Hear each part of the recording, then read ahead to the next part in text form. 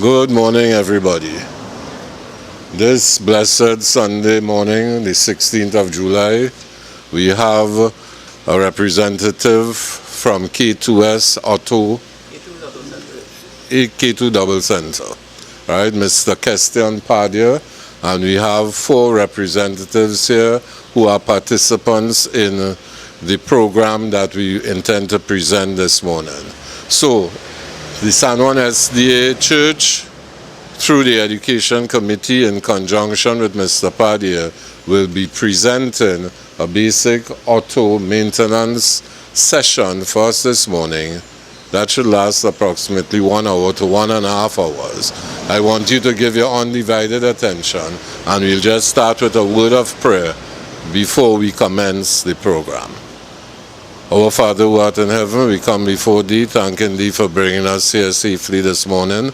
Those others who are on their way, let them arrive safely. Those of us who are here, let it be a productive day.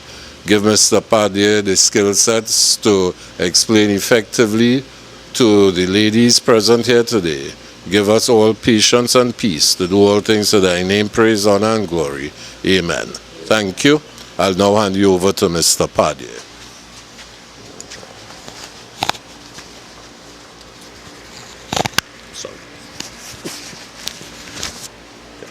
Alright. Good morning, everybody. My name is Kestian Padia. I'll do my best here to give you all the relative information in terms of the basic, safety procedures, how to identify the fluids that you may have in the engine compartments, the tools you should keep in your vehicle, and identifying the important stuff as the symbols in your vehicle and what they are for, and how they are crucial in terms of your safety as well. Alright, what to do in case of an emergency and how to avoid the major breakdowns to the best I could. Alright, so this morning, you guys, we have a handout I brought here for you guys. You'll keep it safe, but you'll need it later on. Alright, it's just at least the instrument panels and the gauges and the symbols in which you may have to identify on your own. If you're ever in a critical position of not knowing what is going on, at least you can identify by the lights and the symbols. Yeah? And also a little diagram of what inside a basic engine component may have, where to locate your brake fluid, your oil caps, your oil dipstick, washer fluid, and the battery, etc. And of course, you have a page to take all the notes. Don't afraid to take notes. If you need a pen, Brother Latouche, yes. If you have a pen to spare these good, lovely people, it will be helpful for them.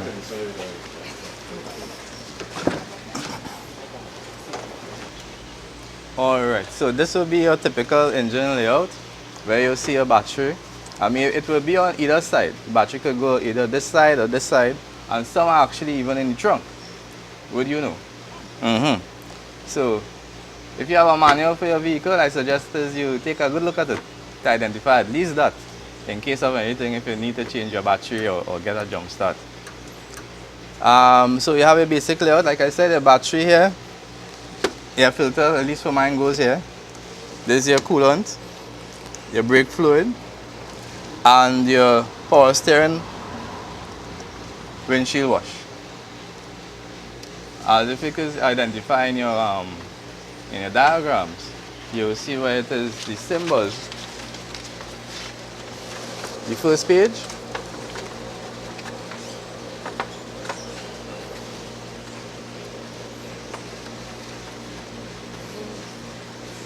where you see all these things, you will see some of these things pop up here relating to some of the components that is identified here. But before you go on to that, we have to deal with safety, which I prefer to deal with before you do anything else with any vehicle. You see, what I would recommend to you guys is to always check your surroundings before it is you do anything. Whether it is you're going to do an oil change or you're going to give somebody a jump start, you're going to change a wheel, you know, safety is number one. So on the table of yours there, you also see some gloves. Feel free to take a pair for everybody because this is a hands-on experience, not me just speaking. Right? So everybody could go ahead and take a gloves.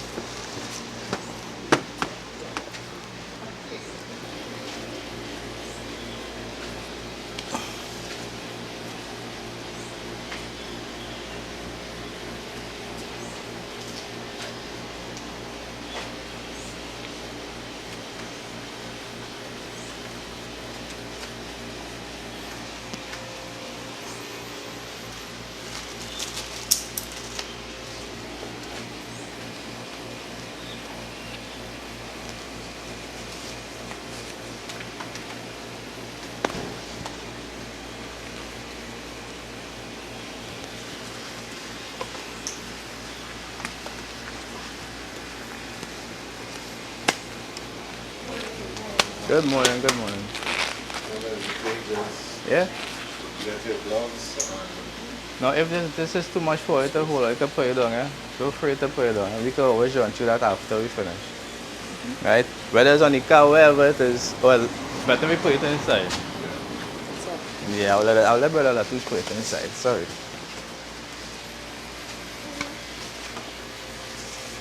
But this hands-on thing here, but they can't stand do that. Right? So we now getting into safety. Yeah, reach on time. So let me say you break down on the highway or in your neighborhood coming out the garage going down the road. You get a flat tire.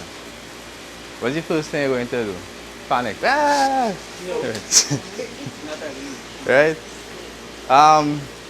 Don't start to panic yet. First thing first, make sure you're safe out of the road. So find the safest spot to pull aside. Find the safest spot to pull aside. Right? And put on your hazard. And depending if it's on the left side or the right side, if you identify where your tire is blown, make sure that the surface is more or less flat and safe. Right? Now some vehicles come with some identification cones. I don't know if you all ever noticed that, some reflective cones. Yes. Right? When you pull aside, you could stop there. People coming in. Hey. Nice people coming in too. Not all it was nice, you know. Morning.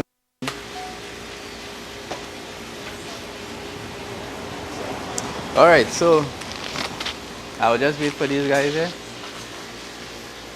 I give them only 1 minute.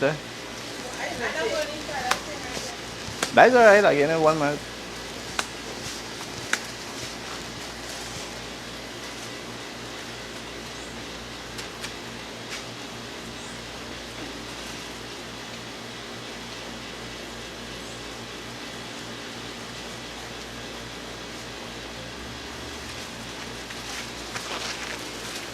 Right, I think mine are done.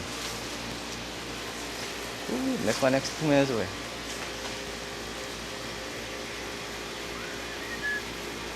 Alright. So we just talking about safety, right? And before everybody going to changing tire and changing oil and knowing exactly what to do inside the bonnet and stuff. Safety is number one. Your gloves is safety for your own protection. We also have safety glasses. Such as these. Oh boy. If somebody could open this for me. Oh boy, not you. Mr. Latu? Right? And some vehicles may have like protective little cones, reflective cones. If you all ever see them, always keep them handy because like you were speaking here, when you get a flat tire, you will need it. Right? After you pull aside, like we were saying, safely at the side of the road, please put on your hazard light. Your hazard light will be identified in the center of your dashboard or somewhere else close by for you to see. I will show you in this car here. If I could get inside, where's the owner for this vehicle? Hello there. She not here? No, I would show one person and somebody else will show the rest because everybody can't gather in one spot.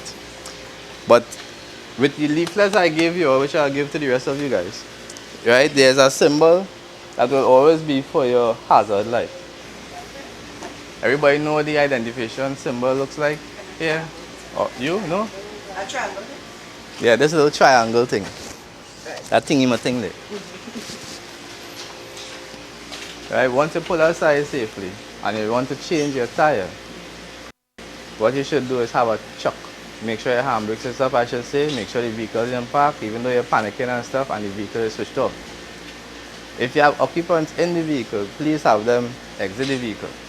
Because when you start to jack up this, it will tip over one way or the other. Yeah? The problem is when everybody jacking up the vehicle, if you look here, you'll see how this kind of dent to the side. How the vehicle dent to the side. Under the vehicle itself, there are jacking points. Right? Just how you almost see it looking here is what people will actually do by accident because you don't know where the jacking points are for the vehicle. Yeah? So I will show you how to identify it, at least on this vehicle, right? And other Japanese, I would say. European is a whole different story.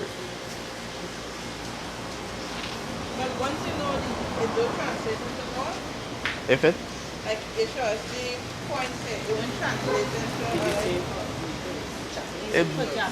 most Japanese vehicles and European vehicles kind of different, right? But at least for these basic vehicles, you can have an idea to identify where we'll go. So even if you get into the European one, you still have an idea and to know what to look for, right? So I will show you here. I don't know if the cameraman will be able to pick it up afterwards. But, my dear, good everybody have one pants. Praise God. All right. Jerusha? Yes. Come on, show you here, right?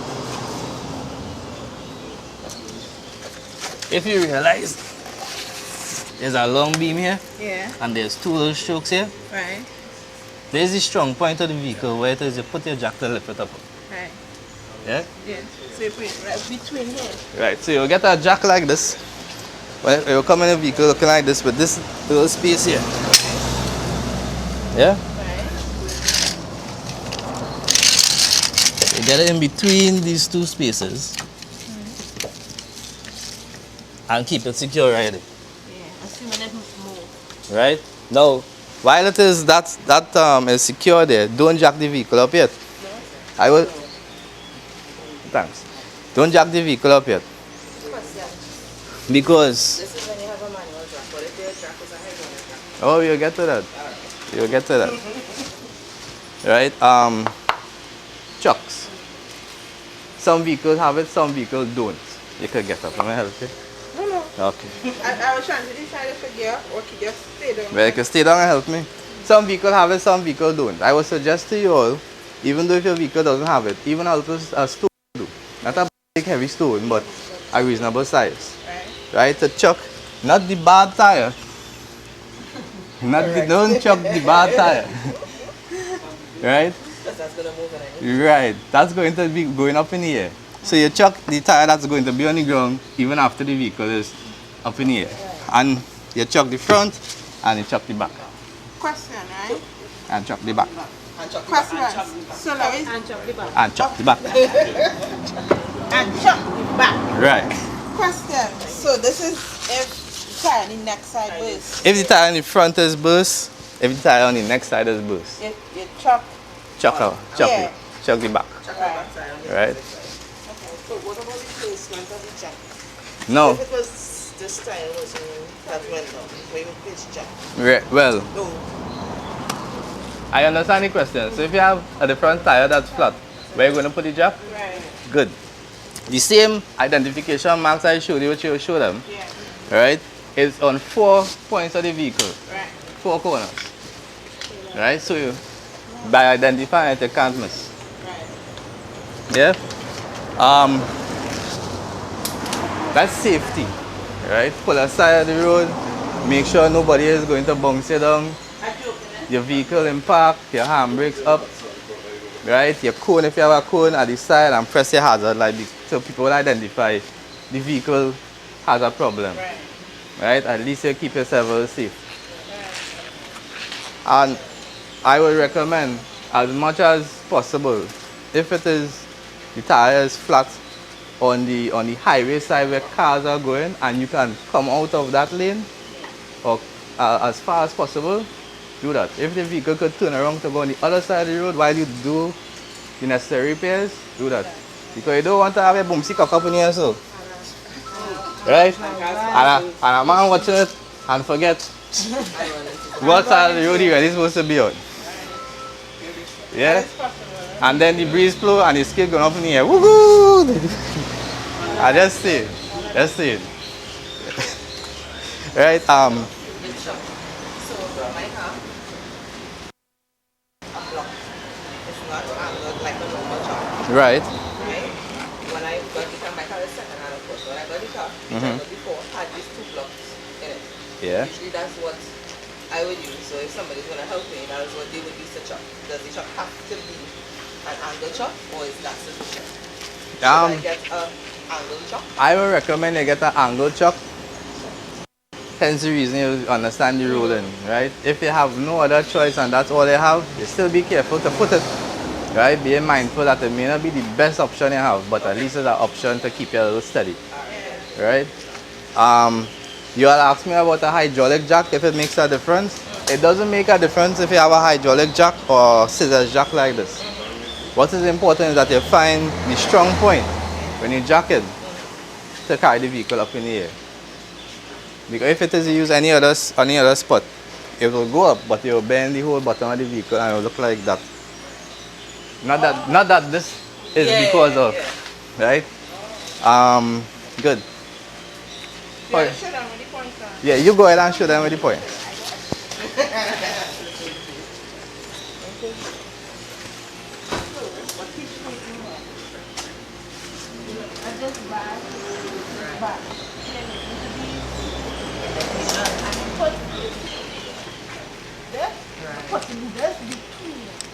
Right, so that's the scissor jack. So if it's the hydraulic, I use the same point. Same point. Because the hydraulic actually has like a circle. Yeah, So I use the pressure points underneath. that's right. Right now, Anybody else want me to no, show you them? can show a couple on the other Show side. somebody else. Come. Oh, let me go. Someone just go this side. Sorry, I will show some of you. The cameraman would identify it after. Come on this side here. You might want to come on this side. With your skirt. So this has on all 4 sides of the car. Yes, and it was in between. You put the slit on jacket from and socket, sorry, slit. Wind it down. You put them, Alright, I'm put it up. put in this slit, ladies and gentlemen. Between these 2 points. Right? Somebody else come and put my right. Let me move so they could bend over.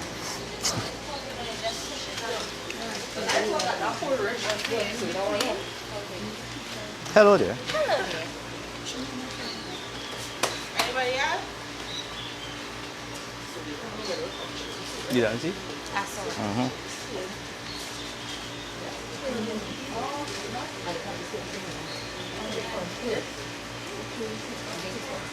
Yeah, give it have water. They bring some water. It is hot. Miss Yeah. Daisy, you don't want to sit? Right, so everybody. You're not the only expert now. Oh god. So everybody got to That's the identify. only thing I'm an expert at. Everybody got to identify, right? Yes. Okay. Now with all that being said, you're going to change your spare tire, but check the next safety thing that you should always be aware of, right? Trunk, I could just touch here and open the trunk. Right. Everybody's supposed to have a spare tire. Yes. Everybody don't check their spare tire. Well, I see a close one on top here, so I don't know who on that one, but you'll give that one to them now. Everybody, cameraman.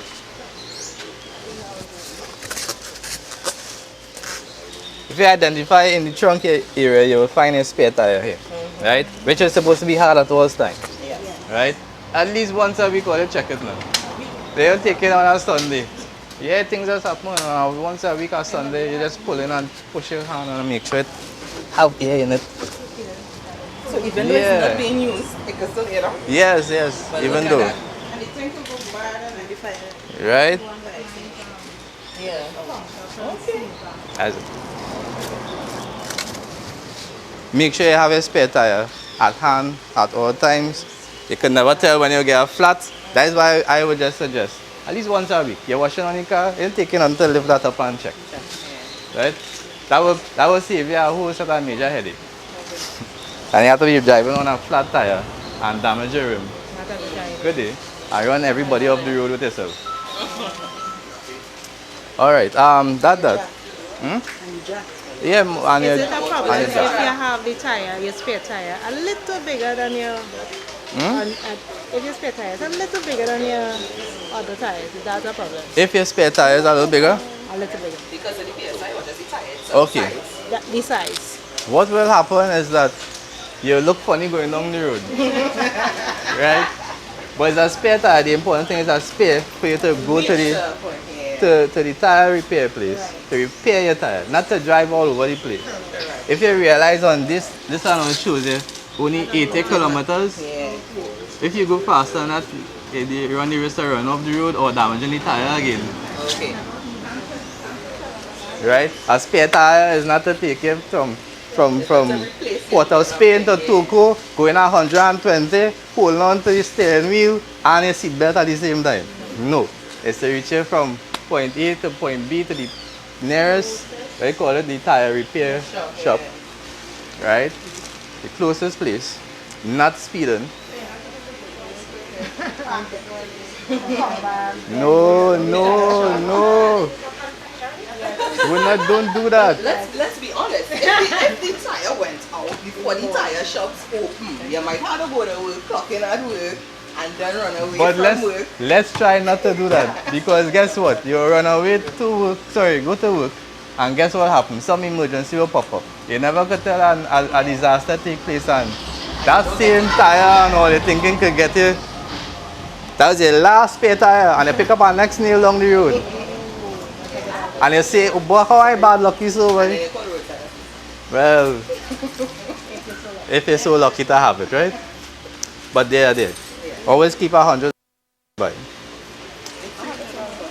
Oh God, at least you could get somebody to help you for $100. I just say it. All that. Apparently that was pre-COVID cost. Anyway. Alright, so we're going to change the style, right? Who want to be a volunteer here? Anybody, any volunteers to change the tire? Yeah, right? Come now. So this is the wheel spanner. Show me how you're going to break this nut. Well, it's a right hand thread. So you're going anti-clockwise. Show me how you will go to break this thing. You don't have a jacket before? Not yet. No. I don't have the power to pull it No, nice. No, she doesn't have the power to turn. Just like everybody else may not have the power to turn. And like my good friend here say, stand up on it. Which is the safest thing for you to do. Right? With the vehicle going not jacked up. Right? Because if you have it up in the air, the chances are your handbrakes and all may not be all that well adjusted or pulled. I know how you may pull it. And then you're trying to slack down, your whole thing spinning so. It's like, what's going on here? So,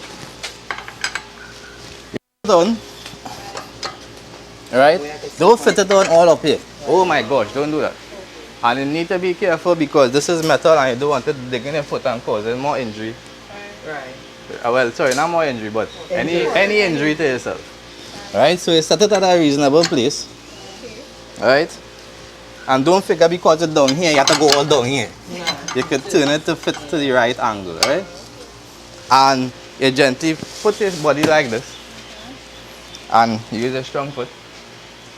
Well, let me say just use your foot. And use your body weight to push it up. Right? What if you get, so like you are guiding not to get your thing tight with those machines? Because if you're using a machine, you can't use your body weight. Well, they are the professionals, so let them tighten it. Actually, they are supposed to have it regulated to only tighten at a certain amount. Even though here going da-da-da-da-da, you're only supposed to go at a certain amount of torque. Right? But we're talking about you all and not them. Yeah, No, but but it will last, yeah. If if they it last, lasts tightness, tighten it. and you now have to And if it is extra tight, you just have to do extra jumps. Right? Okay. Consider exercise workout for the rest of the day. Right? Hopefully it's not all you have to do. Other than that, if you also want to load up the vehicle to have a little pipe extension, right, which some people do, you could have it there so you could just slip it on here and easier for you to crack. But do not go and be pulling so and coming so, because things will happen and it could slip. You could damage your hand, you could damage your face, you could damage your back. Yeah? So the right way is the better way. The shortcut don't help. Anybody want water? Please feel free to drink. It's very hot on here. Right. So that being said, So you if going I- again? If I can't get it, which I probably won't, Mm-hmm. I just put more weight on it. Right. What? And she bad. Just know it. Right? But slacken the rest.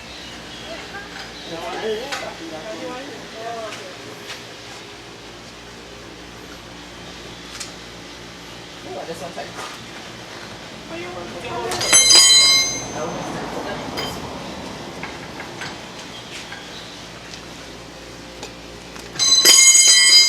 That's alright, it's yours. Let's make sure to drop it in the drain.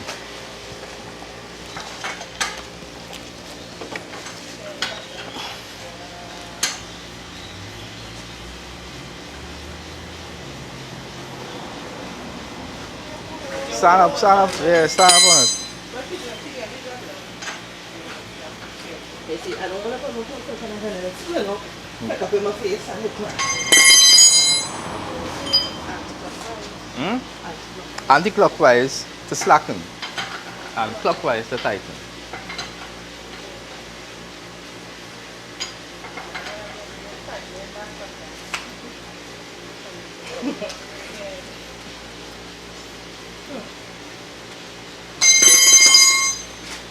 Yeah, that's all.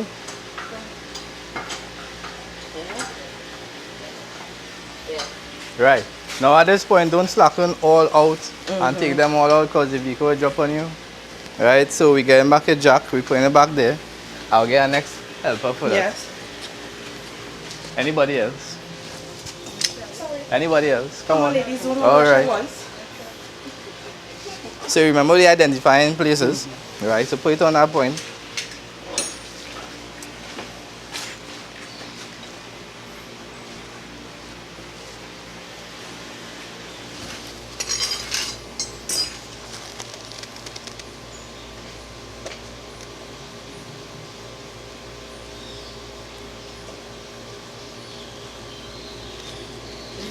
Right.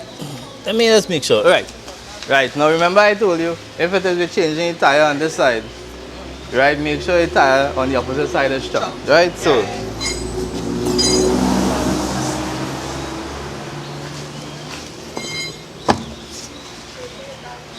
and what else again I have to make sure in place? Your vehicle in park and the handbrakes up. Right? Somebody could identify, the owner could identify if the handbrakes are properly. Not to say if it looks so, but to make sure. Yeah. Because you'll be outside and may think it looks so and then, hey. So make sure we in park. Yeah, and handbrakes up, right? Nice. Then we start the jack now.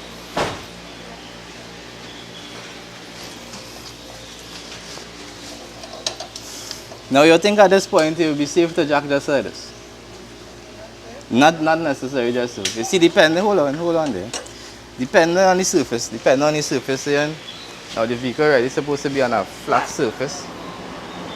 Imagine you tuck up so and you have nowhere else other than me arrow to already pull aside and you know the road done bad already. What you're going to do? Find probably a little stone, a nice stone or something to give you a level surface, right? If not a block that you will probably have in the vehicle, but it's a level surface you're looking for. Here is alright, even though it's at a gradual slope, it's alright, the vehicle will sit down flat. Right? Go ahead and jack it up by the time.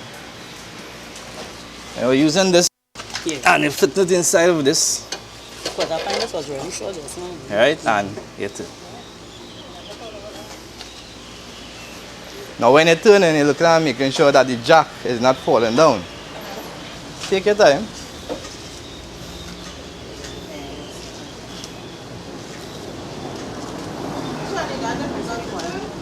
No, not for this.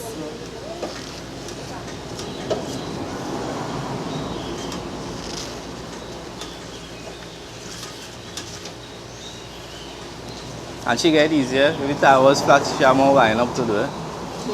Right. Mm-hmm. Already on left. And there's less wood with the hydraulic. It's a hydraulic, you know. Yes, but hydraulic have problems also.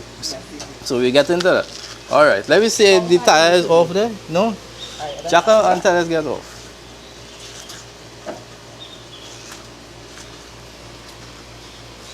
Anybody looking at the back? Is have enough space at the bottom of that tire? Ooh, where jack up? What is the average space you have to get on it? Not really average space, but I try not to carry too high up. Right. So let me say that's good there, right? Now, that is alright. I have something to show here. If everybody could come on this side, you'll see what I probably want to show you. You see the jack? How the jack looking?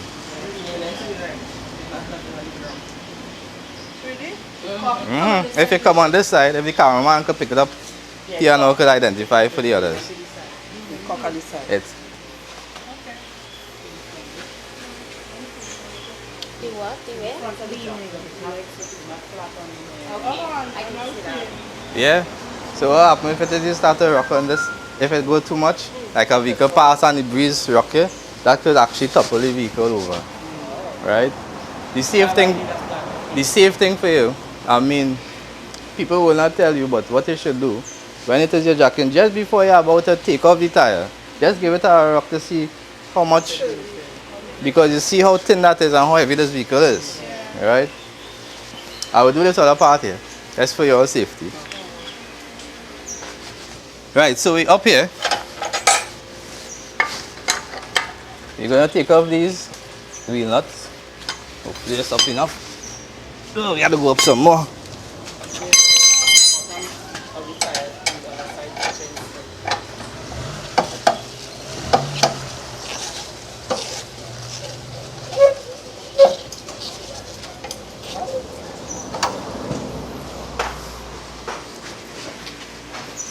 Yeah, see what I'm talking about? Yeah, so you don't want that, right?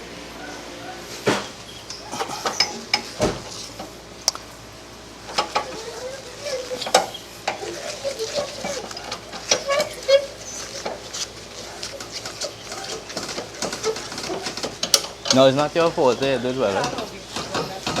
The ground is uneven.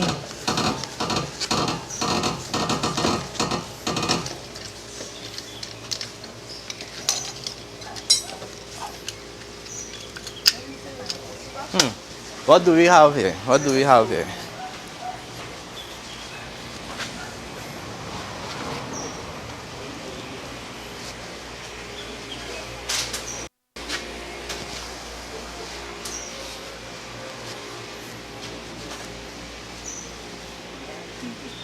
Maybe use one of this.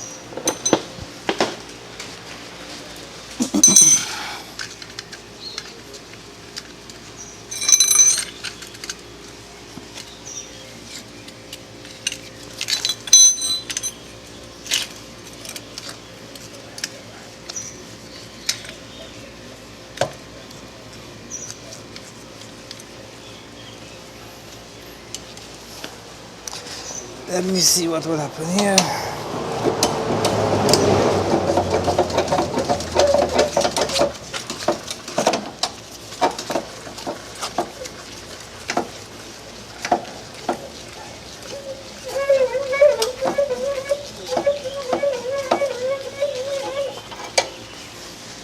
Right. How you find that looking there now? Yeah. Look how much better? Yes. A little safer? Yeah? Well, we'll see. It will rock her. It's just how much and where. Right?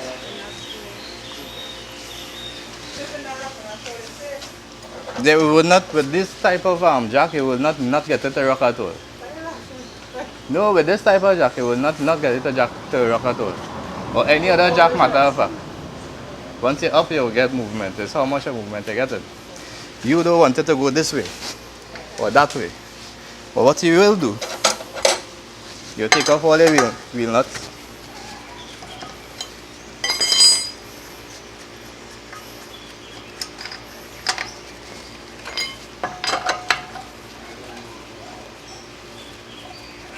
Don't do like me, eh? See take your time and take it out. Because that's just what I do in here. You might want to be a professional and then fly back and hit it in your face. Right? Keep yourself at a safe distance still, because you can never tell what will happen. So don't be all up on this here trying to change your tire.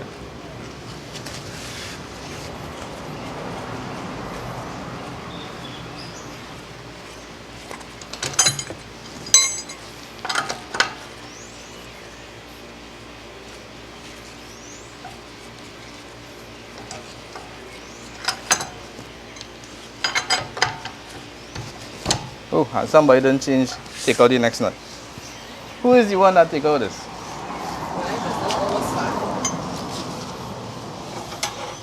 It happens.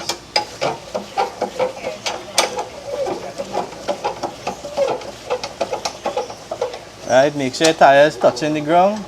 Don't try to break it and while it up in the air, because it will topple over on you.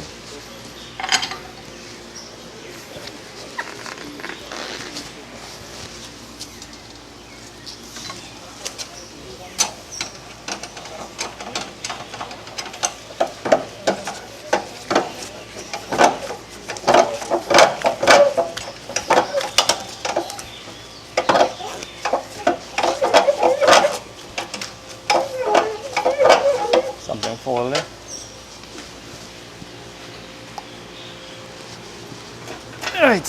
Right, for my safety, I work with some jack stands. You will identify these later on in the video.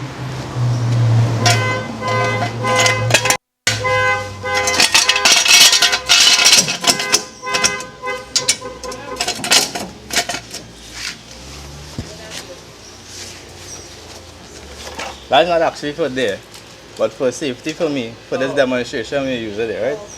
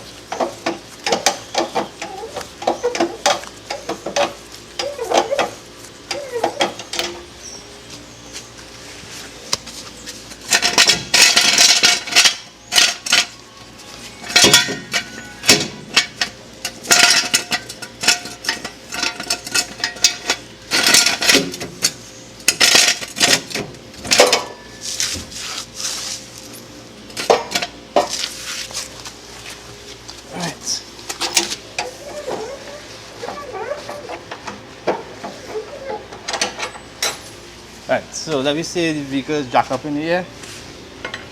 Take out the last wheel nut.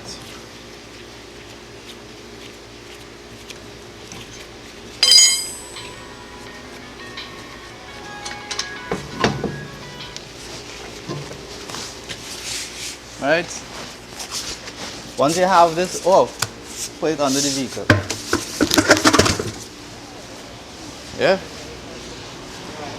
In case anything should ever happen, at least it just drops right there.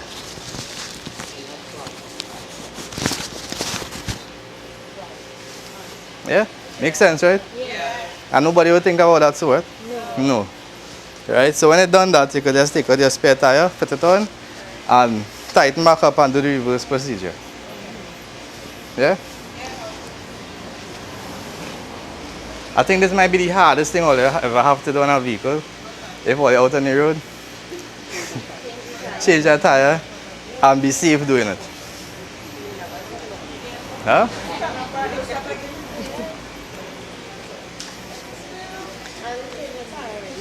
Any questions up to this point? No? Any concerns? Nothing at all? No?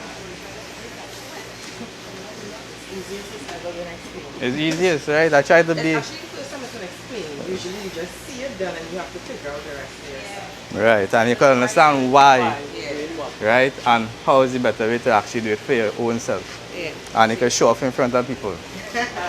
No, you get better by practice, right? Not by just seeing it and doing it once and seeing it go and take it apart every weekend, right?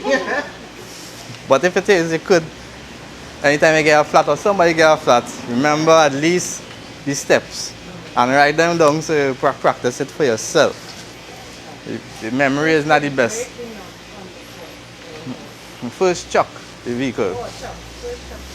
And before all that, check your surroundings and make sure you're safe.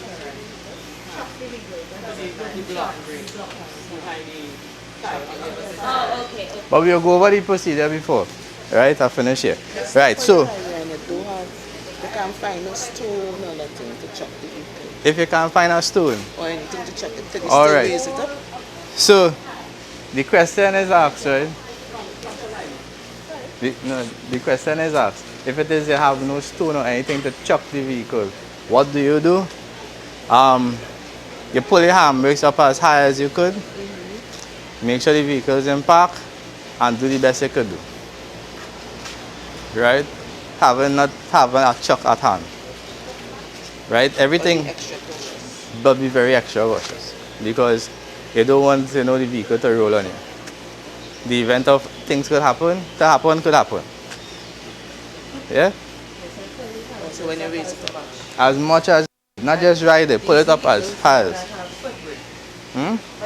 Even with the foot brakes, I will call it handbrakes nonetheless, but foot brakes as well. If you have the one that is ratchet with your foot, mash it as far down as possible.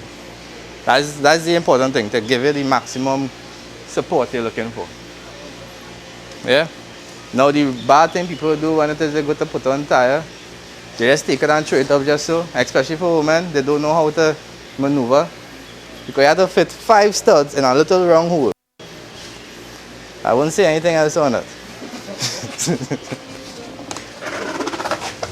But I will show you by example. That one before you put back on the tire. How you know if your brakes flat ready to change?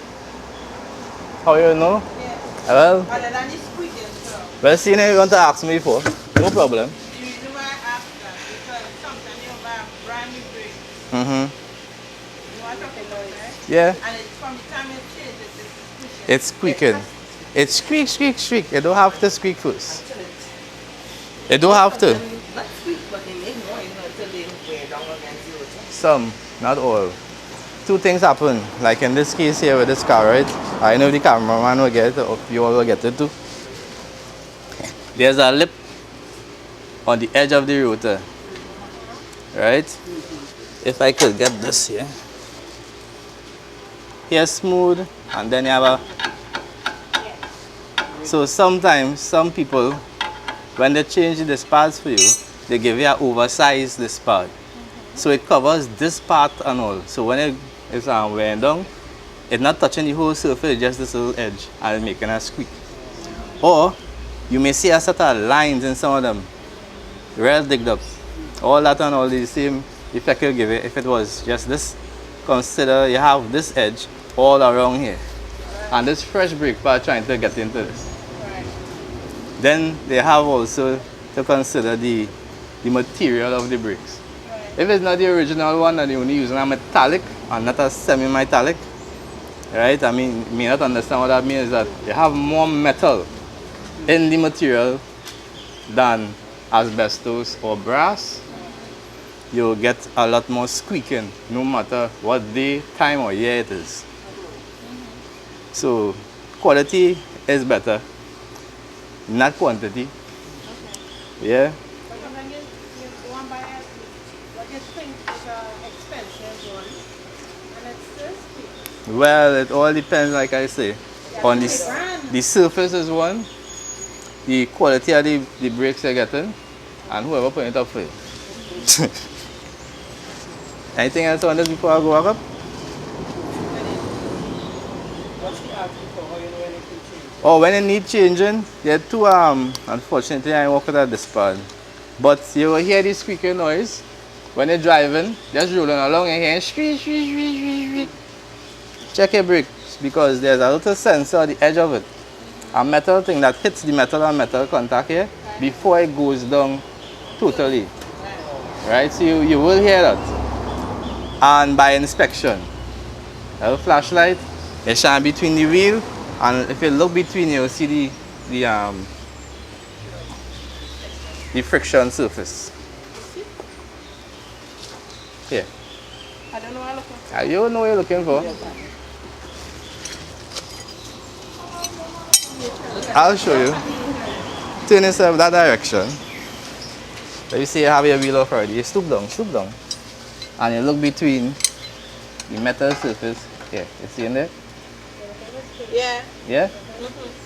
She her best part good. She have plenty. She have plenty. Nice.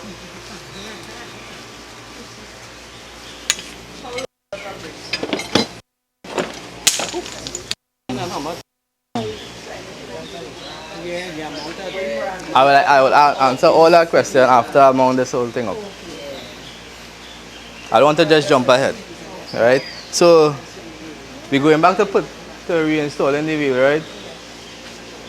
Some people they want to take it and just lift it up just so. Just strain your back. Right? Go down and squat when you're going to lift it up. Roll it. You have gloves on. And the reason why you have gloves on for this is because you can never tell if you have a wire in the tire or some sharp object that will damage your nice pretty hands. Alright? Okay. So you're going to install this. How are you going to install it? Easy. You lean the tire this way. Alright? Well, who can see better? You come on this side or come. Tell me when everybody have a good view. Yeah? Alright, so let me say the tire is off from the position. You're trying to fit it up. Yeah? And this is how everybody goes. They're trying to get it on. It will not work. You'll fight whole night and say it's grace of God that helped me get this thing. My dear, you hold it like this at the angle and you lift it up. Yes, now back out. You lift it up and you hold it this way while you're squatting and you turn it to at least find one. When you find that one, you easy maneuver and find the other. Right? And before you linger, catch at least two. Before your mind laps on anything else. And get yourself a break and go back and tighten up. And that's so it's easy to do. I wouldn't let you all do it here now. Space. And everybody to do this. Oh my gosh, what time are you going home today? Okay.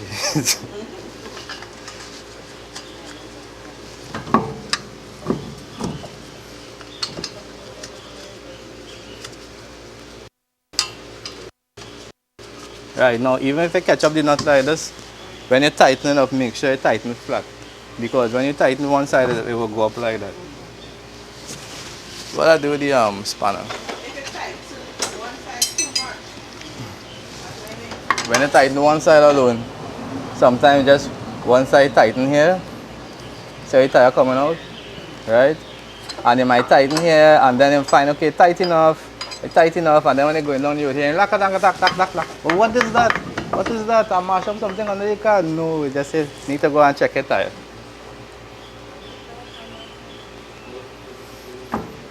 Yeah? So I want to tighten here. So when you're tightening, what I would suggest to everybody, when you're tightening, do not tighten here and then tighten here. That's an automatic thing. Everybody wants to tighten here and then tighten here. Tighten crisscross. Tighten 90 degrees to the other side. So at least you know you get a full flush. Alright? And you could tighten the rest accordingly.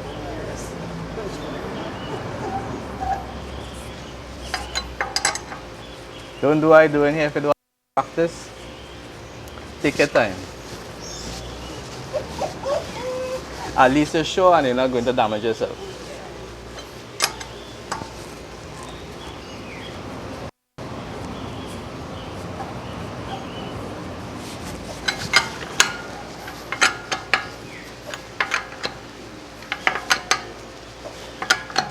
Right, this is to the best you could right here, right? Don't over tighten.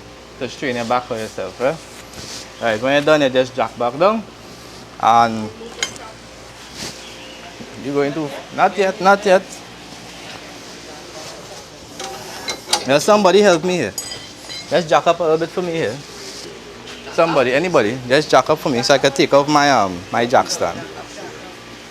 Pardon me, eh?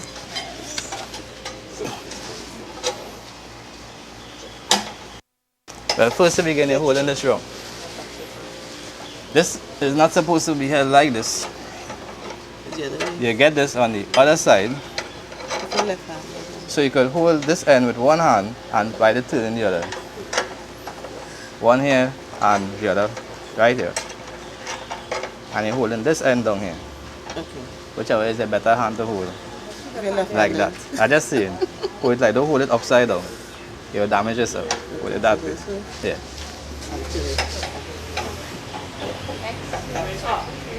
No, I want you to go up though.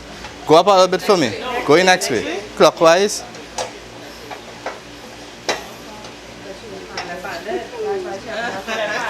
Cameraman, let's give she some room there. Take your time. Take your time. So which means you have to hold it the other way. Which is why she put it on the other side and here she's like Let me just see if I can get this shot. Yeah? I had to take out the support stand at the bottom there. Alright. Alright, now you can bring it all the way down. Huh? Buy what? If you could buy these? Yeah, I'll get into all that after. Don't worry. Everything you see here, get into understand and walk out. Well, not these, right? Or you can keep the gloves.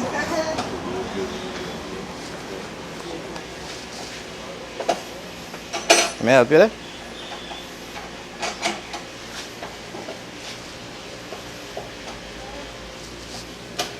Whew, I ain't expecting it to be so hot, you know.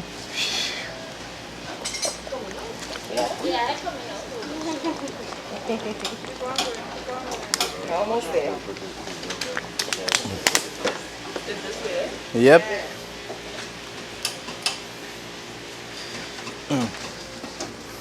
Nice. Jadi hang dia ada lapan juga, right? Itu dia.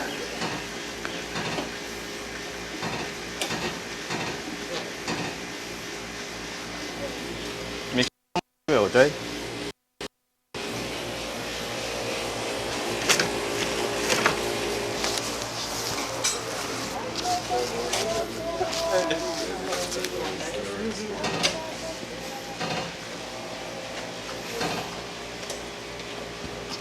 If you could use your hand now, you could use your hand probably to turn it. Yeah, once it's out, you could take it all the way out. Right, and as you there at the same time, I could get you to tighten your wheel.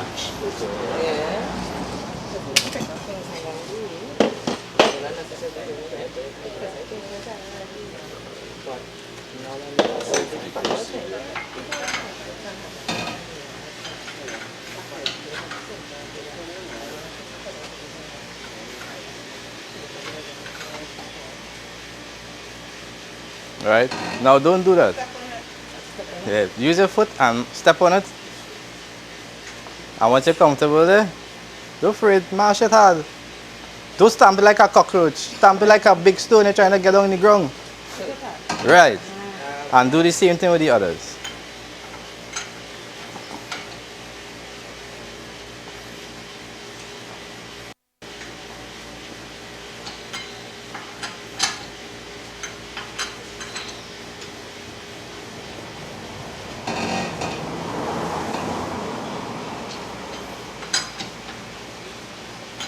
Next time I tell you get air conditioning for here. But. And here cooler than over there.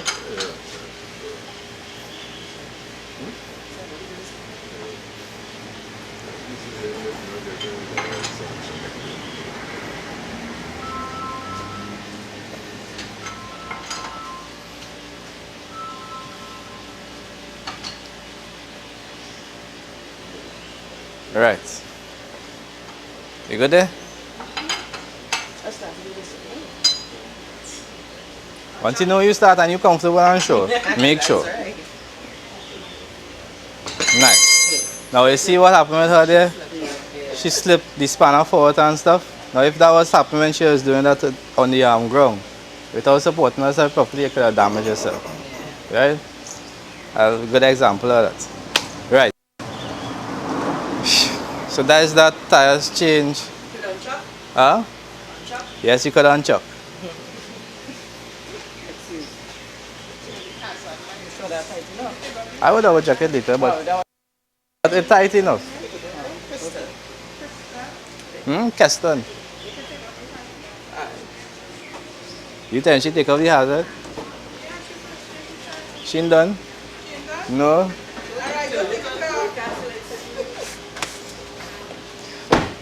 You sure you done? Sure everything good? It's looking normal. In your trunk, make sure everything back in your trunk. Close your trunk. But she had it, right? Make sure your tire back in there because people need a spare tire beside you there and the jack and everything, right? So in this case, they make sure you get all the tools, you put them in the trunk and make sure your spare tire have air in it, right? So let me say there's a spare tire, it have air in it, right? Right, it need air. But at least you have enough to reach that tire shop. Not go to work all day, right? Okay, all right, that is it. Hazard light off and that's it for at least changing a tire. So I think everybody understands now how to change a tire properly. How to have yourself safe at the side of the road, what to do, what not to do, and how to do it. Yeah? Okay. Any questions? Any at all? Even if it's a stupid question? You said you was going to go over the process one more time. Just say it. Right. Before you go through it one more time, Mhm. maybe you could go through it and include what would be the difference if you're using a hydraulic. Oh, okay. So, going through again, make sure you have your safety in place, number one. So make sure the vehicle is switched off, make sure the vehicle is in park, not neutral, unless it's a manual vehicle, you have no other choice, right? I would suggest you put it in, don't chuck it in a gear, put it in neutral and make sure the handbrakes up and have a chuck available. Because it might be in gear and you see the handbrakes not working properly, you will turn over the wheel will turn and you will move the vehicle. Anyway, so we're going again. Vehicle in park, handbrakes up, hazard light on, you pull to the road, at the side of the road, safely. Right? As far as you could and safely. I can't stress on how much safety to say safely. Anyway, that is one. You identify that you have your jack, your wheel spanners, which is the necessary tools, and your spare tire has air in it. Yeah? Alright, while you chuck your tires, you proceed to crack your wheel nuts with the vehicle on the ground. When you crack all your wheel nuts and you're satisfied they're slack enough, you can go ahead and jack up the vehicle. When your vehicle is jacked up, whether you use a scissors jack or a hydraulic jack, make sure the surface is a flat surface, or else you'll get what we showed you before. The vehicle will start to lean, the jack will start to lean, and the vehicle will just topple over. Yeah? When the vehicle is up, just give it a slight little nudge just to make sure you're still settled. Yeah, we all get that, right? Take off your wheels and place it where? Why? The extra support. Right? And you install your new tire. And how you install your new tire?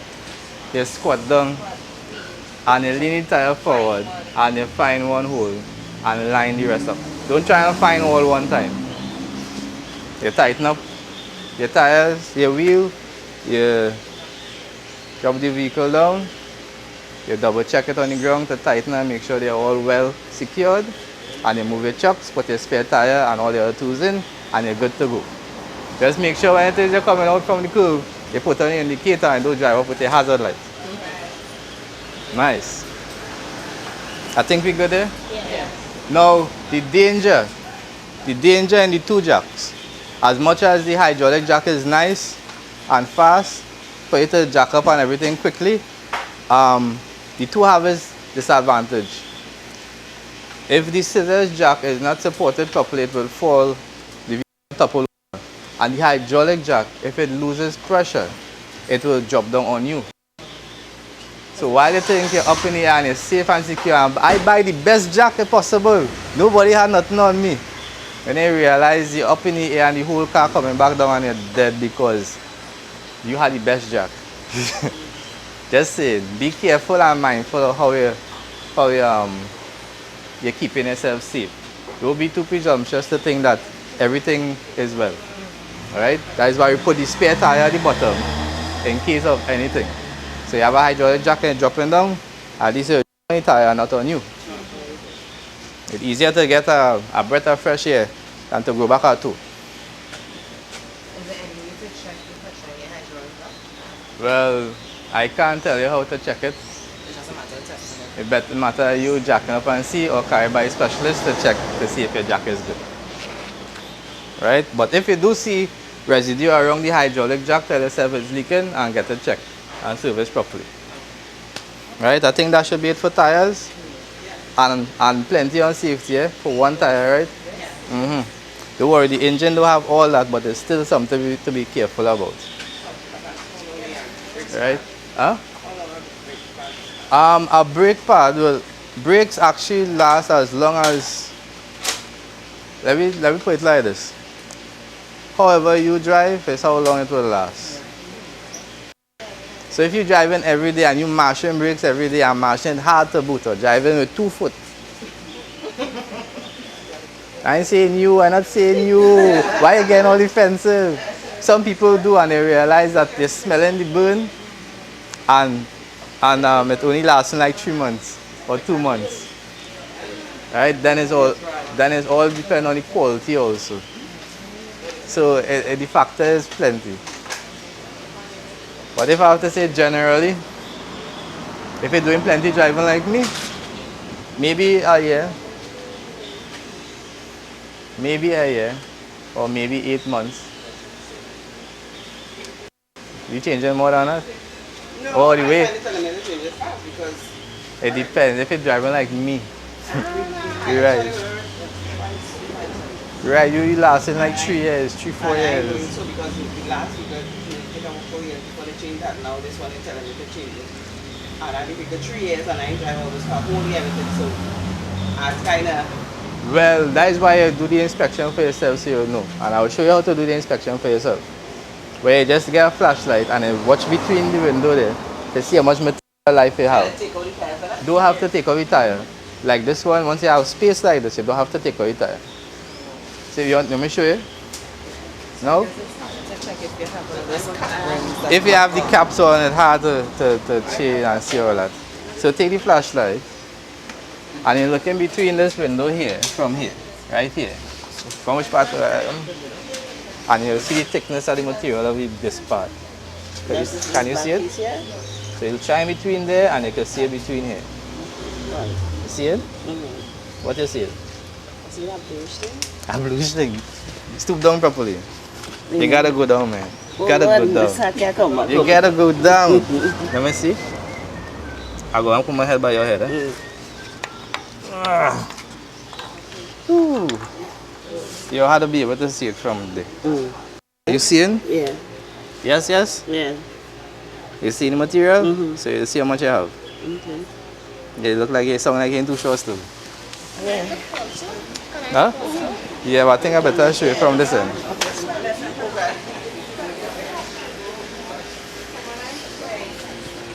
Alright, we can show you from this end. Alright, seeing that everybody interested, some people interested in brakes, I'll show you how to at least inspect your brakes so you have an idea to see how much you have to work with. Or if the person you're selling by ripping you off. Yeah. Which they do once you can pay. No. The ones they will do that if it is. You look like you don't know what you're Yeah. The people just no. It could be men stupid the same way. So you're taking your light and you're shining between here, and you'll see the disparate material life between the surface here and where it stops. One person has to see it at a time. So you see it? Yeah. Hold it and you can show them and identify it for them.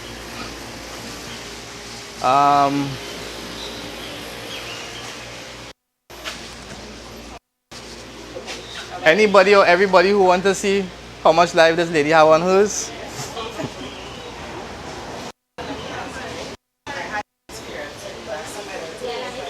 That's not here. The last time I went and changed my brake, I trust my mechanic, that's fine. But I didn't get one thing for a while and a random person had the one before. They removed the sensor. So, of course, I got no signal for that to say that my brake needed changing. I Right. just realized that my brake light was coming on and my brake was low. And it happened on what Jusha, don't lean too hard, right? It's kind of. right? What I want to know is that a normal thing of people removing this sensor, or actually they're not supposed to do that? You're not supposed to move it. It's for your safety. That's what they're for, right? Some people will remove it because they find it difficult to overcome with the type of brakes they probably buy, or they forget it all totally and just discard it. But what I can tell you is there's ways for you to check to see for yourself, which you should at least once a month check for yourself, or if you have the time, once a weekend to run through your car and see what's going on. Alright? Even though you don't have the sensor, I will show you how you could identify it. Not just by visually, Okay. but the red hints. Okay.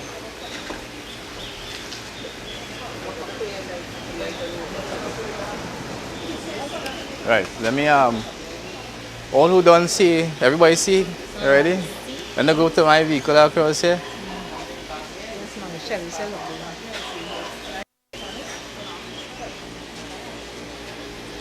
When you all finish, you'll meet me across on the other side. So I'm going to show you all some fluids inside of here and how to identify if you have brakes and you have a concern and your sensor like it's not there. The first red flag, at least for you, you may want to come across on the other side, but wait, hold on, not everybody. Got enough room, but all you'll see just in a while. This is your brake fluid here. It will come with a cap mark, either .3 or .4. Mine will be .4. Right? My friend across there, you'll be able to pull your bonnet and lift it up. You know how to do that? Yeah? You mind doing that for me? Bringing the cap? She's bringing the cap? Huh? No, don't bring the cap. It's for you to go across to identify the same thing on her car. Right? Now, when you shine this light in here, it look like it not had nothing there, right? If you shake, you might see the level. You see it? Right? Right on the mark? No, you don't look from here. You go straight yourself. On those on my right, it's more or less on the mark, right? They still have a maximum and a minimum somewhere down there. Right. So if you see the level under the maximum a little too far, when I say a little too far, let me say about it's an inch, a whole inch, you have a problem. Yeah. You have a problem. The problem is one out of two things. Either your brakes is getting too low and time to have it checked and serviced, or there's a leak in the system. I cannot go to show you the leak, but your technician will identify the leak for you. It could be visible for you to see up here. Probably when you take off the wheel, you might see it leaking around the brake area, right? Or if you have brake shoes, which we wouldn't identify here, that is something I wouldn't. And what's the brake shoes, by the way? What's brake shoes? I'll show you on this one. Okay. I wouldn't suggest that you're going to open it up and change anything there. Leave that for the professional, That's when they have shoes. right? Or if you have a vehicle parked up for a year and you want to take practice, no problem. Right? You all see on this side. Go and check on the other vehicle and see if you can identify that, and I'll come into yours. You all could come across and I will show you what I'm talking about. It's a max here. Yeah, when you shine the light, you It's a max here. Right? And it You has see it? So we saw where You the didn't see brake it? fluid was. So, you see, you're looking like it have nothing. If you shake it, you'll see the level. And if you reach like down here, or anywhere under the max, when it's going down, if you find it's too far, go and check your brakes. You can visually inspect it for yourself like you did, Sorry. or carry by the technician and let them see what's going on with it. So is the fluid above the max mark right now? Well, I will shake it for you, and you tell me. It said always must be at the max. It would not always be at the max. No, I'm asking if it should Yes, it be at should the always be at the max. And it should always look this clean. And I'll shine a light for you to see this, and we'll go across on the other one and see how it looks. So if it's a little lower, you don't just Little low, no, try and don't do that. Why? Because two things. Every time the friction material goes down, it pick up more space in the hydraulic system, so the fluid reservoir will go down. And if it is you change this pads, when it goes back up, it will overflow. Alright? Unless you're like me, you don't mind that, because what we do, we will suck out all the old fluid, so you keep it looking fresh like this, which is better for your system. Alright? But for your safety, you don't just go and top it up, unless you're doing what I'm doing. It will save you, not save, but at least give you an idea of what's going on with your brakes. Right? So clean, good. Right mark, good to go. You visually inspect it, okay, we safe. You could go to Oko or wherever you want to go today. Going on the other side? Yeah. Where somebody identified? Don't afraid to touch it now. Wear your gloves, ma'am. Unscrew it, it is unscrewed. Better you put down the book and put on the gloves. You have to unscrew. No, don't unscrew it. You unscrew it? Oh. Not yet, not yet. Right, so what dot you seeing on that? You see three diagrams? It mark who? Dot 3. And the other one before mark? No, there's a reason for it being dot 3 and dot 4. Right? You can't put dot 3 and dot 4. It's not recommended because the hydraulic fluid is different. Right. The car calls for dot 3, put dot 3. Right. If it calls for dot 4 and you don't have dot 4, go and look for dot 4. Right. Because you're going to put yourself in problems. Right. And if you notice on the other one, there's identification mark here, a little symbol. If you're not too sure and you want to see my own, or the other one, the other vehicle, that symbol is brake fluid. Not handbrakes, that is brake fluid.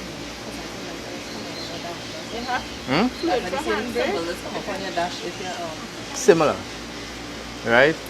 Because you have there's a symbol like that, and there's a symbol, well, that is that, right? It's two different symbols with the same meaning, but for two different systems, right?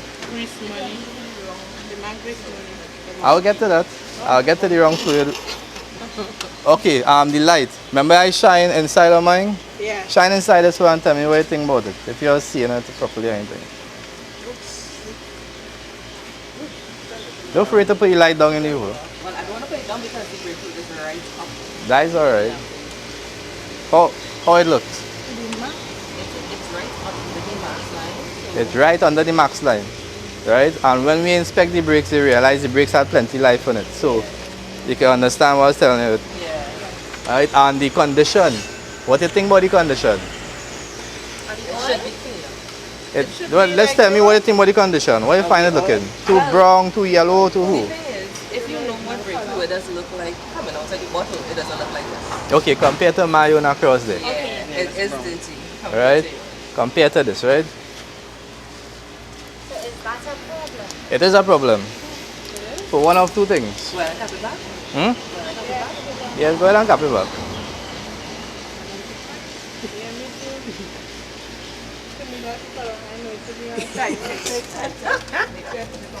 Yeah, I will double check them. It's alright. Yeah, it's fine. Okay, your problem with the brake fluid looking like that. You would march for brakes one day and then realize you're not getting brakes because all the rubbers inside there will be mashing up. So you would discolor the whole color looks so dark and nasty and gooey. And if it is a keep fresh brake fluid, at least once a year keep renewing it. It keeps the life of the master cylinder and the rubbers in the system.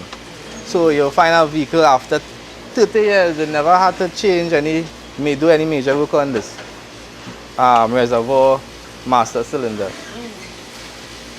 Because they kept up with the maintenance regularly.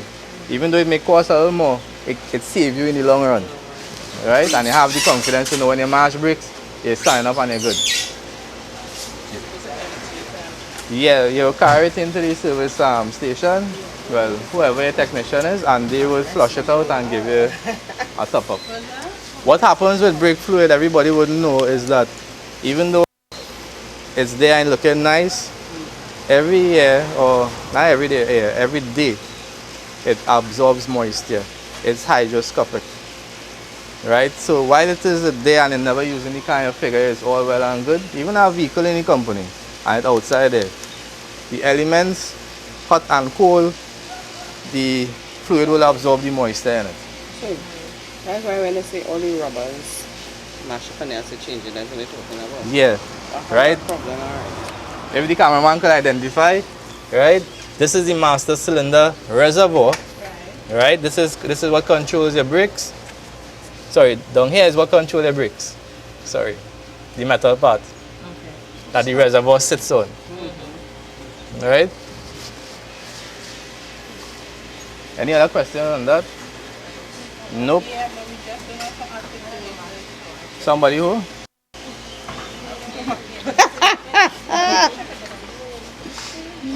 So you should have a regular time in the year when you're changing all these Yes, I will say once a year you change your brake fluid. Once a year. So if your mechanic is a good mechanic and you go to change your brake fluid, he should empty out Yes. and clean to see if the rubber's good. Yes. And it don't matter the age of the vehicle, you clean it once a year. I would suggest once a year.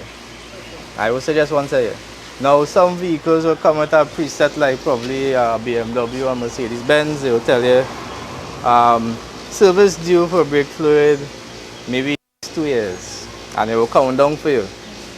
Right? And sometimes they do it on the mileage. So it will count down for you and it will remind you. Right? As BMW, well, high-end vehicles. Even with the brakes itself, when it reached a certain level, the computer will trigger it off and tell you, hey, we need to change brakes soon. You only have 1,000 kilometers to go again. Blink. You may see plenty life, but it hit the sensor right, to identify, hey, there's a problem here, will happen soon. Get it checked or be aware that, hey, you need to look into this. Right? What else you have to identify inside there that you do? Question? Any question? Comments? I was once told that I'm not supposed to, I'm just repeating, I mean, we spoke about it over there, right? Go ahead. You're not supposed to add brake fluid to your reservoir. It wasn't said around everybody, the reason why you shouldn't. So. Alright, so repeating again, you don't, for your safety, right? If it is you're just checking and there isn't a major problem, as far as you see, if you see a level going down, don't just go and add fluid. That fluid dropping is just a natural thing happening because the brake pad went and then the reservoir to get more we call it fluid to pick up the space. So the level will drop. When the level drops, it will give you an indication that one out of two things. Either your brakes is alright, it's getting there, it needs to change, depending on the level between max and minimum, or there's a leak in the system. If it is you take off the wheel and you realize where the brakes are, there's plenty moisture around there, have it checked. It may be that brake fluid is leaking, and that's why the reservoir is going down. Right? So don't just go top it up like that, or else you may be setting yourself up for failure.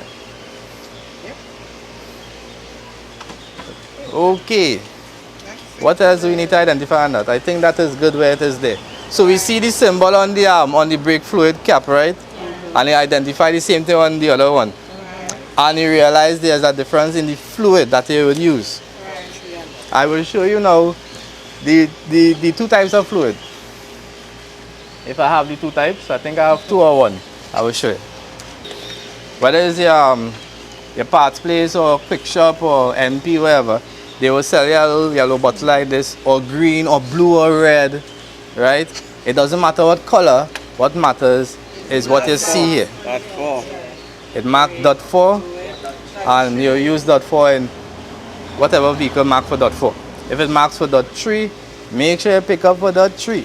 You'll see brake fluid, but make sure it's .3.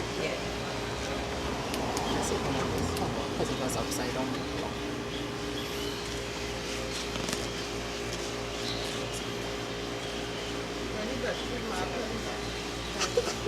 You can't miss it. Try this. You cannot miss it.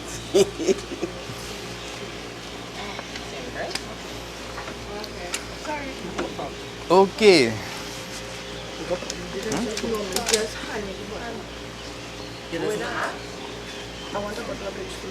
So the brake fluid mark, brake fluid, obvious, and then you have .3 or .4 or .5. According to your specification for the vehicle, you pick up what is required. Right, so this one, at least for mine, will be .4, so we use .4. This one will be .3, so we don't use .4 and .3. Not recommended, may cause premature damage to the internal components of the brake system. Yep. I do not know how much time you have again. I think that may just be about it for online. Oh, we have about 4 more minutes. Alright, as we're here, we will deal with the battery. Right? Everybody know about the vehicle battery? Or if not, that you have one to start the vehicle. Identifying it is very important because you need to know where. In this case, you have this one here. Right? Not in the best of conditions as you will see. And there are others that are sometimes hide away, right, by some finishers. It may be in the engine compartment, it may be under the driver's seat, it may be under the passenger seat, it may be under the passenger back, or in the trunk of the vehicle. That is about hybrid vehicles. No, not just hybrid vehicles, European vehicles as well. Right? So what I would suggest to you, get your manual, or go by somebody who has a car like this that know more about it than you, and ask them where the battery is. Because you may pull the bonnet and look for it and realize you ain't seeing battery, but this car driving on the grace of God. Right? So. Or I could send Mr. Padier's number to everybody. All that. Now what you do with the battery, at least look at the condition of it to make sure there's no corrosion. Like this one, for example, has corrosion on it. You can see the white identification there. It identifies that the battery is leaking acid, right? Which is dangerous for your safety and even for the vehicle. Because if these gases that are exposed start to leak inside of the engine with the heat, the battery could explode. Right? Then there are some batteries that have some caps on them, where you can unscrew it. That is to top up the water level in it, right? But not any water. You have to use the still battery, not rainwater, people. Rainwater is not distilled water. Rainwater has had to settle and be purified. You can only go and catch it from on the roof. Right? Yes, you put distilled water into it. I would not suggest that you do any major let's say big checks on this, because I don't want you to get not contaminated, injured, because the acid inside there is very dangerous. You will put this on a table and it will eat with a metal table. Right, but at least have your battery, at least have your battery checked at least every 3 months or every service. Really? So at least you know the optimal efficiency of Let's it. go on the battery right now. Start buying. How much minutes we have online there? We have 1 more minute. Supposed to do? Ladies and gentlemen online, we thank you for viewing. But unfortunately, there's only so much we can tell you No, my where these repairs are concerned. We invite you to come out in person so that you could have the full experience and leave with much knowledge and experience for the time ahead. Brother,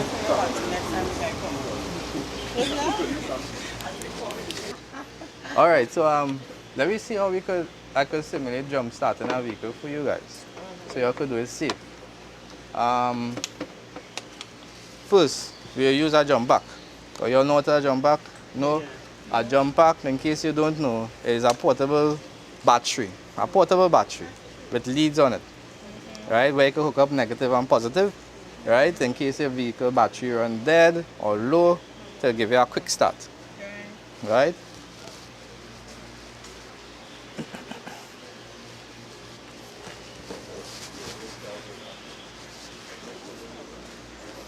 Like this little mister here. Well, this isn't so little, but little enough. There's smaller ones to these, so you could buy it by car boutique or somewhere. Once you see them and you could afford it, I suggest you buy it and have it. Once you have a vehicle. Small, about that. So it's easy to go in a glove compartment, keep it charged, and it will still come with 2 poles like this. What's the price? Hmm? Price? Price? It varies. If you go Ramesh and you go Massey, will you have Ramesh again? No. It's Massey and Massey. You go True Valley or you go Massey, you see different in price, right? So it depends on where you go. Okay. So there's a negative and there's a positive. On my own, there's a safety switch here. Right. Now always identify where the negative and positive is. And what you do first is always hook up your negative. To the positive. To the negative. Okay, now let me start over. We hook up the positive. You hook up the positive to positive first, alright? And then you take this here little mister and hook him up where? To somebody else. To somebody. Metal of the somebody. That's not hearing too much, we're going to start on this side. I don't know. Well, it must, even if it's a stupid answer, on the tire? No, to the negative. To the negative. Okay, that may be right, but it's still wrong right now. Right? If it was a 280C, we tell you yes. But because these vehicles have such delicate equipment and everything is electronic, you don't want to fry anything. Right. So we look for a good solid ground. Right? A ground could be, if you could give me some room, a ground could be one of these little bowls. Right? It could be one of this on the engine over here. Whatever touches a metal surface on the rest of the body. Whatever touches the surface. And you will know because the vehicle will give you more power. So you're saying, even though it have electronics in the vehicle, it could still jump start it, but they normally say don't. Yes, you can. But it's how you do it. So, oh, you put your finger there? No, nothing happened. Oh. So, what I'm getting at, you could jump start the vehicle. How you do it is important. If you really have a dead vehicle and you have no battery life at all, right? Even if you turn the ignition on and nothing, and you know it's only 12 volts this is giving you, you hook it up to the battery itself. And you turn your switch on, right? And you start your vehicle. If not, you put it on the body, the ground. Always make sure the ground, which is the negative, goes to the body of the vehicle. The positive always goes to the positive on the battery. In some vehicles like a BMW or Mercedes-Benz, they will see a little slot. Let me use this for example. You'll see this somewhere here, and then you'll see a positive somewhere up here, and you could slide the positive, right? Or flip the negative, and you'll see 2 different poles apart from the battery. It may be in the bonnet, may be in the trunk. Everybody varies. Everybody different. So you jump start a vehicle from those points. If it's there for you, jump start it from those points. If it doesn't start there for you, I will suggest to you, you yourself do not go and carry it to the battery. Let the technician do that. In case something else is blown and you decide you go with your intelligence to start it from there. Saying, I show you to do it so. Right? And you blow up the thing because you think you know better. I'm just saying, there are points, read your manual, they will show you, identify it before it is to proceed. But this is the right procedure. So again, you all tell me positive go On the battery. On the battery. on the positive of the battery or the positive that is identified, right? Yeah, right. Alright? And then the negative goes Ground. So ground, within the any metal. any metal surface, Within the right? Any ground metal surface, or the identification marks that's shown in the vehicle, right? Nice. So If- this is if you have a battery. have a car. Nice, nice. If you're doing from car to car. I'm going to show you car to car. I'm going to show you car to car. Hmm? Has a metal surface? or Yes. no? Once it's metal and it ground off to the body, yeah. If it's plastic, I mean, you tell me. You would think some of that wouldn't be plastic, but European people, they're very different, you know. All right, so let me show you how to jump start a vehicle with jumper cables. Right, I'll get to know that. But first, I need my assistant to get some goggles across there. Goggles? I think I have some in our pack. I think you might have to help out with me though. Let me see how far this stretching is. Not that one, that one in our pack. A clean, fresh one. That's it, I know. What somebody had asked How somebody far to this go stretching? earlier. Don't put it on the battery, right? Just stretch it across. You had asked someone to take it out earlier, that's it. That's it? Yeah. Okay. You reaching? Okay, we'll work with that. Okay? Alright, so my assistant, my lovely assistant here. What's your name, ma'am? What's your name? Jemima? Yes. Jemima? Yes. Okay. Alright, people. Come on, people. Come on, people. Everybody got around to a nice spot where it could be, could see. If she starts rocking. If she stop rocking? Alright, so here we have a pair, well, one jumper cable. Right? Both ends you'll find a black lead. Tip black, find black, red, black, and you'll find a red lead. Right? Black is for negative, which is the ground, and red is for the positive. How we do this now on any other vehicle, let me say you're going to jump start from him to mine. You put, how you going, tell me? Positive first. Where? On positive. Could you identify the positive first without touching it with the leads? When it's Without touching it with the leads? or when it's Bigger bigger. one. Right, identify, touch it. It is bigger And you're sure? than the You're positive. Yeah, positive. You're positive like positive? Yes. Alright, so put the positive on the positive. You have to take it off first now. No. Just put the positive on the positive. Ouch.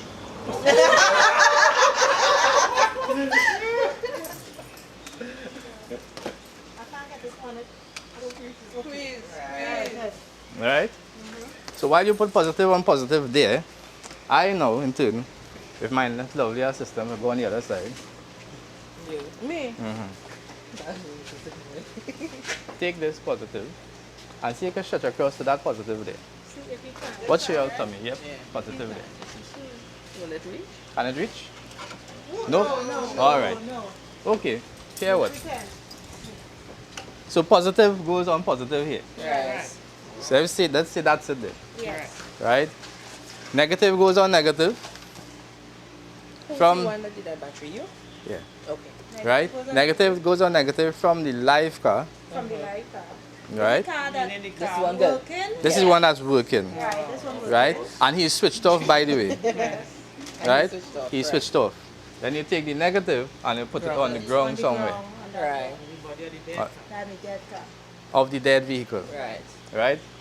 While you do that and you're ready and you're secure and you're sure you have a good connection, a good connection, not a weak connection. Make sure it's well tight and snug. You go ahead and start the other vehicle and see if it will start. Starting with vehicle. Not right now, but you're going and see you would start the other vehicle, The dead one. the dead one. Right? Now when it is you turn the vehicle to start the dead one, let's say it starts what do you do next? Which pole you taking off first? You take the I asking you, what do you do next? Well, yeah, you can. What do you do next? You charge the battery. Right. Right, So yeah, you you let get the one vehicle charge a while. What's Right? a while? So the two vehicles will be running. Good? The two vehicles running, and you give it at least half a minute or a minute. Why is because if the vehicle battery is dead, I'll get to your question just now. If the vehicle battery is real dead and you take it off one time after the start, the computer or not the vehicle won't register nothing strong enough to carry the vehicle to its, to its performance. That's one. Two, if it is the vehicle does not start, what do we do now? Check the connection of the You check the connection, right? So we check that. That's why I said before, make sure you have a good snug. So we pass in it. What do we do now? That's an option. Almost there. But what we will do, we will start the vehicle. We are getting the power from the donor vehicle. So we will start that vehicle and then proceed to start the vehicle that you need to get started. Right? Only then. Only then. So that brings me back to the question I had. Wait, I ain't done yet. Let me finish. Wait, let me finish. Okay, go ahead. Now here the problem with this, why it's very critical. If you're jump starting this vehicle and this vehicle is a 24 volt battery, you have a problem. Right? Do not go and start a 12 volt battery car with a 24 volt battery car. Because the current from the car you're going to help will come and damage the current, the car on this end and blow fuses and all other components inside. Yes, very important. Very important. Right? Very important. And what else? Blah, blah, blah, blah. Right, good. Your question? I want to go back a bit, right? Go back a bit. Right. So, because initially he said we connect Right? and we start, We start. and it's this. We start this one. It started. Nice. This one has been off the entire time. Mm-hmm. So off is what's charging this battery now that it's running, correct? Yes. And only if now we know that we have the same voltage of battery, Right? we can try starting both to get the charge, the light Right. and the Only if you have the same type of, when I say same voltage, amperage batteries. Well, cars, I should say. Cars.